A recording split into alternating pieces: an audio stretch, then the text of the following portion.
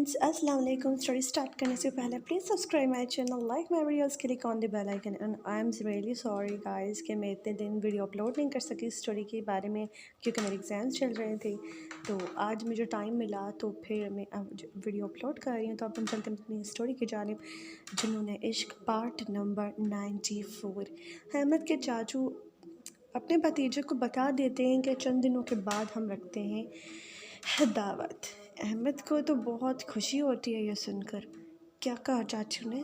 चाचू ने कहा कि एक दिन के बाद वो दावत रखेंगे। आज तो मौसम भी सही नहीं है और वो अभी रखने में से घर वाले कंफर्टेबल नहीं है, तो एक दिन छोड़ के एक दो दिन फिर वो दावत रखेंगे।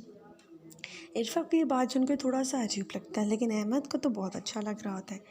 चलो डियर डार्लिंग, अब हम चलते हैं मौसम एंजॉय करने के लिए। इरफा फ़ौरन से इनकार कर देती है। अच्छा, इसलिए मौसम एंजॉय नहीं करना क्योंकि हमें थोड़ा सा अपना अलग टाइम चाहिए, इसलिए। हाँ इरफा, मैं तुम्हें समझ गया हूँ। वेल, इरफा उसे देख के भी बहुत ज़्यादा डर रही होती है। अरे यार, मुझे देख कर इतना डर क्यों रही हो? आपने कोट क्यों निकाला? अल्लाह, इतनी गर्मी हो रखी है रूम में, ऊपर से लाइट भी नहीं है। तो आपने तो कहा था कि मतलब बैटरीज पे ये चलेंगे फ़ैन्स, तो फिर आप ये अच्छा मुझे बातें मत बताओ। मैं जाता हूँ, ठीक है, जनरेटर ऑन करवाता हूँ, फिर शायद ये चल जाए फ़ैन्स वगैरह। वैसे तो यार बड़ी शदीद गर्मी हो रखी है। और मैंने जब खिड़की के बारे में बोला आपसे अहमद, अब तो फ़ौरन ही गुस्सा हो गए थे। अभी आपको इतनी गर्मी कैसे लग सकती है? अच्छा, तुम यार वहाँ पे ऐसे बैठी हुई थी और वहाँ पे तुम्हें तो नेबर्स का पता ही है, तो फिर आप नेबर्स से लड़े क्यों नहीं गए? मुझे क्यों डांटा? देखो यार, मेरे कहने से थोड़ी ना कोई बात मानता, और तुम्हें अच्छा लगता मैं लोगों से लड़ाइयाँ करता तुम्हारे लिए, तो क्या ही होता, लोग लड़ते झगड़ते बातें बनाते यार, और तो कुछ भी नहीं होना था ना। चलो, अब मुझे लगी बहुत सारी भूख, पहले हम खाते हैं खाना, फिर हम अपना लोनली रोमांटिक टाइम जिएंगे। इरफा ये सुनने के बाद उसके पैरों से ज़मीन खिसक जाती है। अहमद, मुझे नींद आ रही है। अच्छा जनाब से जब भी मोहब्बत और प्यार की बातें करो, या तो झगड़े लेकर बैठ जाती हो या तो उस रानी साहिबा पर नींद आ रही होती है। आज तुम्हारा कोई नाटक नहीं चलेगा इरफा, बहुत करवा लिया मेरे से इंतज़ार। आज अगर तुमने अपने आप को मेरे हवाले खुशी नहीं किया ना, तो मेरे पास बहुत और तरीके मौजूद हैं। इरफा यह सुनने के बाद और शदीद डर चुकी होती है। इधर नुमान की राजा की नींदें उड़ी हुई थी क्योंकि उसने तो फराज से शादी नहीं की। इधर इरफा वापस अपनी मियाँ के पास चली गई। मेरी आखिरी उम्मीद भी टूट गई। अहमद की बीवी में कुछ ज़्यादा ही दिलचस्पी ले रहा था नुमान, क्योंकि उसकी सोई हुई मोहब्बत अब इरफा के लिए वापस जाग चुकी थी। क्योंकि अब अहमद अपनी बीवी को सच बताने से तो कासिर था और इरफा की तो यादाश्त चली गई थी। नुमान के पास एक गोल्डन टाइम था कि अगर वो इरफा को ये बता देता कि जिस तरह वो अपनी शादी की लाइफ को नॉर्मल समझ रही है वो वैसे है नहीं, शायद सच जानने के बाद इरफा अहमद को छोड़कर नुमान के पास आ जाती। खैर, ये आगे होना क्या था वो तो आगे ही चल के पता होना था। वैसे इरफा चाह के भी अहमद को छोड़ नहीं सकती थी, लेकिन अगर छोड़ भी देती तो अहमद उसे कभी नहीं छोड़ता। नुमान तो अपनी मौत को ही दावत देने लगा था। अहमद आराम से खाना खा रहा था और वहाँ पर इरफा का फ़ोन की बेल बजती है। फ़ोन तो अहमद के पास होता है। जैसे ही अहमद कॉल पिक करता है और उसे कहने की कुछ कोशिश करता है, इससे पहले नुमान अपनी सारे काला चिट्ठा खुद मुँह से उगल लेता है। इरफा, मैं जानता हूँ तुम जिसके साथ रह रही हो किस तरह मुश्किल से रह रही हो। मैं तुम्हें बताना चाहता हूँ अहमद का सच। ओहो जनाब, चूंटे के पर निकल आए हैं। अहमद नुमान से मुखातिब हुआ। तुम? जी, मेरी बीवी का फ़ोन अक्सर वो मेरे पास ही रहता है। वो क्या है ना कि उससे इस फ़ोन की कुछ ज़्यादा ज़रूरत नहीं रहती। तुम्हारी हिम्मत कैसी हुई मेरा सच बताओगे, और वो भी मेरी बीवी को? क्या समझ के रखा है तुमने? इस वक्त इरफा मेरे पास है, हम दोनों भी लाहौर में हैं और हम एक ही घर में रह रहे हैं, और तुम मेरी बीवी को मेरे खिलाफ भड़काना चाह रहे हो। देखो अहमद, मैं तुमसे लड़ना नहीं चाहता, पर तुम्हारी बीवी को सच पता होना चाहिए। क्या तुम्हें नहीं पता कि मुझे पता चल चुका है कि तुमने फराज से शादी क्यों नहीं की? फराज से शादी तो इरफा के भाई ने कर ली। तुम्हें अब भी आसरा है इरफा में कि वो तुम्हारे पास आएगी?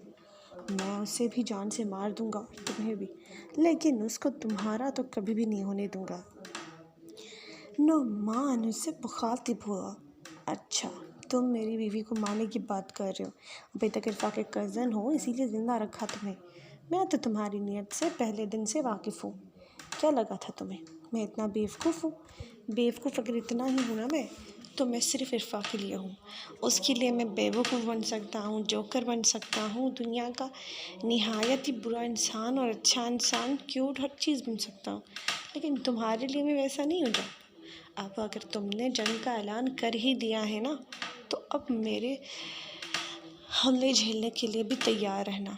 अभी तो तुम्हारी अम्मी की वजह से मैं खामोश था, क्योंकि तुम्हारी अम्मी ने फिर भी दुआ देकर ही इरफा को रुखसत किया था। वो तो दिल से अपनी बेटी मानती थी उन्हें, कि वो उनकी बेटी उनके घर आई नहीं आई, विदा हो गई तो बेटी थी। वैसे भी तुम्हें उसे एक्सेप्ट कर लेना चाहिए था नौमान, तो तुमने क्या किया? अब अगर तुमने दोबारा यहाँ कॉल किया नौमान, तो यहाँ बैठकर मैं तुम्हारे साथ क्या क्या करवा सकता हूँ, इसका अंदाज़ा तुम लगा ही नहीं सकते। बराह करम मेरी बीवी से दूर रहो। अहमद अभी उसका कॉल बंद ही करता है कि इरफा फ़ौरन ही पहुँच जाती है। क्या हुआ, किससे बात कर रहे थे इतने गुस्से में? कोई नहीं, एक रॉन्ग नंबर था। रॉन्ग नंबर से कोई इस तरह गुस्से में तो बात नहीं करता। अहमद फ़ौरन इरफा को आँखें दिखाता है। फ़ौरन चुपचाप बैठ जाओ कुर्सी पे और मेरे साथ खाना खाओ। और अगर ज़्यादा तुम्हें शौक़ है चीज़ें जानने का, तो फिर ये जान लो कि हर चीज़ बताना तुम्हारे लिए ज़रूरी नहीं, मेरे लिए। सही, अभी चुपचाप खाना खाओ। और अहमद की जब नज़र पड़ती है कि इरफा ने उसकी शर्ट पहन रखी है, तो अहमद को फ़ौरन ही हंसी छूट जाती है। क्या वो, आप इतना हंस क्यों रहे हो? देखो, तुम्हारे जो बाजू है ना, वो मेरी शर्ट के बाजुओं में कहीं गुम हो गए हैं। ऐसा लगता है कि एक छोटे से बच्चे ने अपने अब्बू की शर्ट पहन ली है। इरफा ये सब देखकर बहुत ज़्यादा गुस्सा हो जाती है, वो जा रही होती है। कहाँ जा रही हो यार? मैं तुम्हारे साथ अब क्या मजाक नहीं कर सकता? मजाक? तुमने तो मेरी लाइफ को मजाक बना दिया। बोला था मुझे कपड़े तो लेने दो, लेकिन वो भी तुमने नहीं होने दिया। अब बोला कि मैं चेंज नहीं कर सकती, कि बोला मेरे ही कपड़े पहन के चेंज कर लो। अब जगह तुम्हारी बात मान के मैं चेंज करके आ भी गई हूँ, तो अब तुम मुझ पर मजाक बना रहे हो। मुझे तुम्हारे साथ बैठकर खाना खाना ही नहीं है। नहीं खाना मुझे तुम्हारे साथ बैठकर खाना। ऐसा नहीं होगा। बैठो चुपचाप और खाना खाओ मेरे साथ, वरना फिर बाद में बोलोगी कि मुझे भूख लगी है, मुझे नींद आ रही है, मेरी तबीयत सही नहीं है। रोज़ तुम्हारे पास कोई ना कोई बात होती है मुझे बताने के लिए ना। इरफा खामोशी के साथ उसे देखती हुई खाना खा रही थी। ऐसा लग रहा था कि शेर के साथ किसी ने बकरी को बांध दिया है, जिसके बाद बकरी बेचारी और ज़्यादा डरी जा रही है। अहमद, मुझे आपसे एक और बात करनी थी। क्या बात है? आप जल्दी यहाँ से फ़ारिग हो जाएं तो फिर हम शॉपिंग के लिए। अच्छा, इतनी सी बात यार, ये तो वैसे भी बोल सकती हो, पर मैं आपके साथ नहीं चल सकती। क्यों नहीं चल सकती? वो मेरे कपड़े। अरे यार कोई बात नहीं, मैं ना चाचू को बोल देता हूँ, मेरे किसी कज़न के कपड़े होंगे ना, वो तुम्हें दे देगी पहनने के लिए। पर उनके ना थोड़े पंजाबी टाइप सूट होंगे, तो तुम पहन लोगी, उनमें कंफर्टेबल हो जाओगी। देखो, मैं नहीं चाहता कि मेरी बीवी किसी कैसे कपड़े पहने, लेकिन तुम में से कपड़ों में कंफर्टेबल ही नहीं हो यार, तो फिर हम क्या ही कर सकते हैं? अहमद, अगर मैं यहाँ बैठी रहूँ और आप मेरे लिए ड्रेस ऐसे ले आओ, तो ले तो आऊँगा मैं, लेकिन तुम्हें फिर वो पसंद नहीं आएंगे, क्योंकि तुम्हारी ऐसे साइज़ का तो मुझे नहीं पता ना जनाब। तो आपने तो मेरे साथ ही चलना पड़ेगा। मैं ना अपनी कज़न दुआ को ना कॉल करके पूछ लेता हूँ, उसके पास तो हमेशा ऐसे मदद करने के लिए चीज़ें रहती हैं, लेकिन आपने तो कभी दुआ का ज़िक्र नहीं किया। हाँ, वो हमेशा मेरी छोटी कज़न थी, मैं उसे बहन छोटी छोटी करके बोलता था, तो वो हमेशा उस बात से चिढ़ जाती थी, क्योंकि तब उसे छोटी छोटी कहते थे, छोटी नाक वाली, क्योंकि उसकी छोटी सी नाक हुआ करती थी ना, तो सब उसे बड़ा इस बात के लिए चिढ़ाते थे। और उनमें सर फहरिस्त मैं भी होता था। सब उसको कहते थे, जैसे ही वो उसे देखते थे, यार पानी ले आओ, और अपना फ़ोन चार्ज करवाने के लिए भी उसे ही बोलते थे। कोई प्रॉब्लम में फंस जाए तो भी वो वहाँ पे पहुँच जाती थी, तो सारा इल्ज़ाम उस पर डाल दो। अगर कोई चीज़ खाने में पसंद ना आए तो वो भी उसे चिपका दो। ये बचपन में तो हमने बहुत ही किया था। है ना? दुआ को याद करके बहुत खुश हुआ। इरफा पहले तो थोड़ा सा बुरा फील कर रही थी, लेकिन जब उसने कहा मैं तो उसे अपनी छोटी बहन ही मानता, मैं तो बहन थी ही नहीं, तो इरफा बहुत खुश हो गई थी। पर आपने तो कभी उसे ना मिलवाया ना देखा। अरे यार वो तो काफ़ी नाराज़ हो गई क्योंकि हमारी शादी इन हालातों में हो गई कि मैं तो किसी को बुला नहीं पाया फैमिली में से, और ना ही किसी को पता है अभी तक कि हम दोनों ने शादी कर ली। और इरफ़ा फिर